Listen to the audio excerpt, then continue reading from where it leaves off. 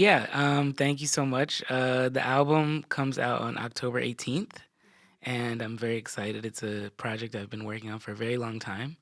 And the concept behind the record is just a person that's trying to kind of navigate and understand their mental and emotional health, and they're understanding it through the prism of different relationships in their life.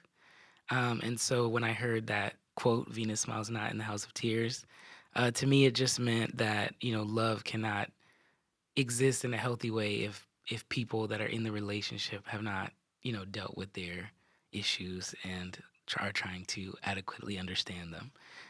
So, truth be told, I'm not actually particularly connected to Romeo and Juliet. I do love Shakespeare, and I do like I love literature. I mean, everybody does, but as a songwriter, I study a lot, novels and poetry. So I do love Shakespeare, King Lear, Hamlet, but Romeo and Juliet, I don't know. It's a story for young people, I think maybe. Yeah, it's very lots of drama. But when I heard that quote, I just like literally 8 years ago was like, that's gonna be the title of the record. So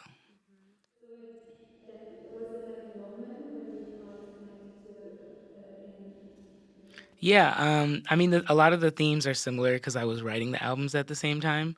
I've actually been working on the Venus album for 8 years. So I started it before the Grief album, but finished that one first. So there, yeah. The Healing Project, yes, was happening at the same time as well. So I just do a lot of stuff at the same time. And everything just kind of, happens as it happens. And this project was more of a personal project, whereas Grief was an outgrowth of my organization, the Healing Project, and a lot of the stories on that album from 2022 were more me trying to be in conversation with the stories of people that were around me, either people of the project or friends and family of mine. Whereas this album, Venus, is more my story.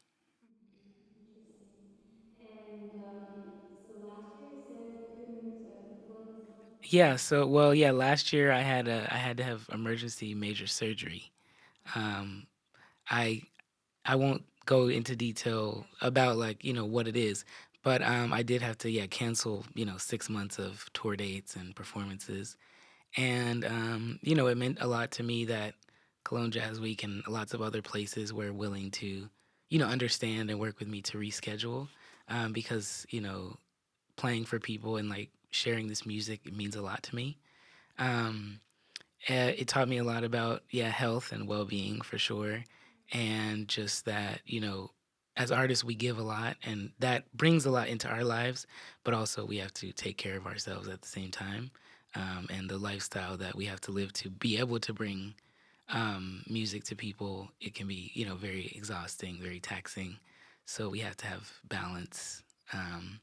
And that was something that I didn't really have. So I'm learning now how to bring that into my life, and also I think that a lot of the experience I had as a result of going through the recovery from that surgery, I think it informs a lot of my music, both me finishing the Venus record and whatever I'll make next.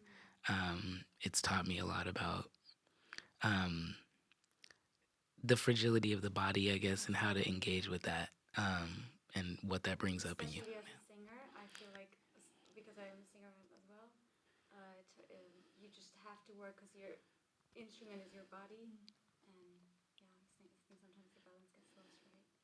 Yeah, yeah, and also to recognize the privilege of being able to create, and what it takes, your hands, your voice, being able to listen, being able to see, all these things that we take for granted a lot.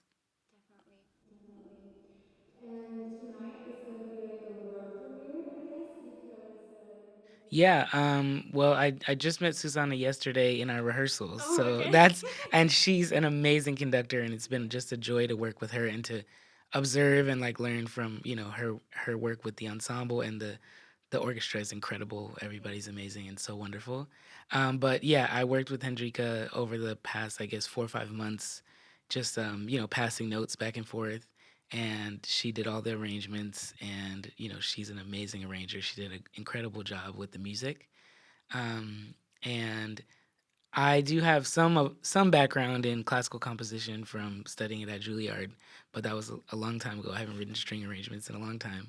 So it is kind of like a return for me in terms of being able to hear the music realized this way is just it's really a dream come true. And I do feel like the music fits well actually in that environment. It doesn't have to change that much, but it is brought to life in kind of a new way.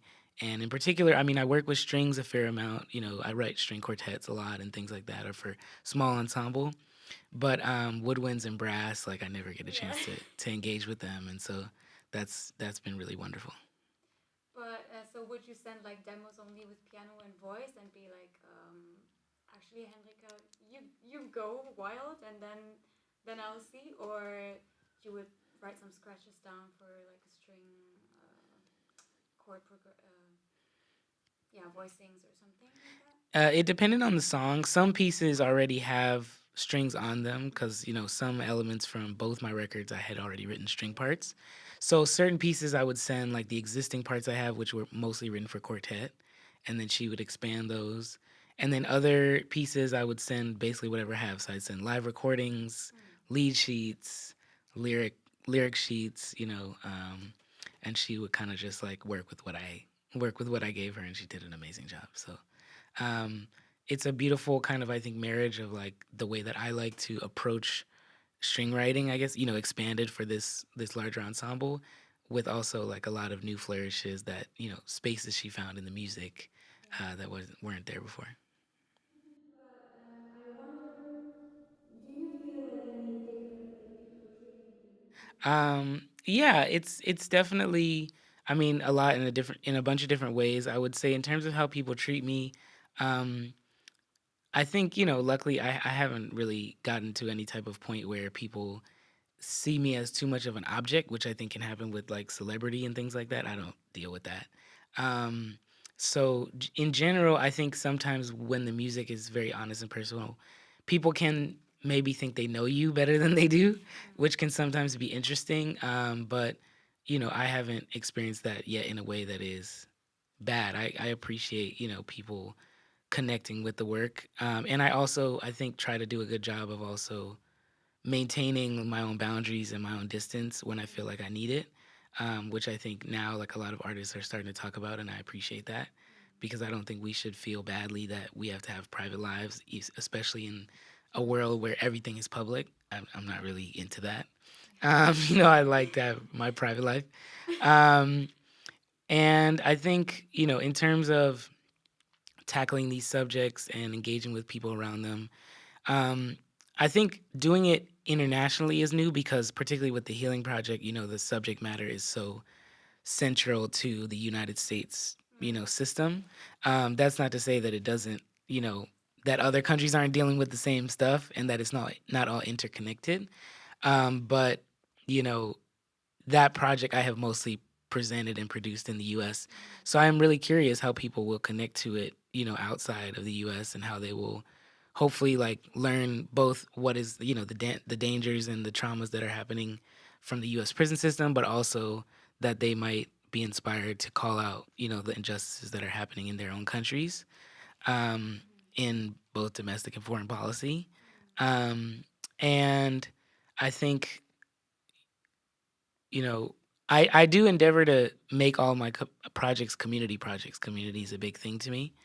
Um, and I think sometimes people, see something that they resonate with and they want to join it, which I respect. But I think what is most exciting to me is people being inspired by something and creating something, and thinking, well, I need to engage in building community where I'm at, or I need to have this type of ethic where I'm at. And that's what has always inspired me. I never made anything new. Like I'm just seeing things that inspire me and seeing, ways of living, ways of practice, ways of making art that, you know, I really connect with. And then I'm trying to just do my best to live up to that inspiration.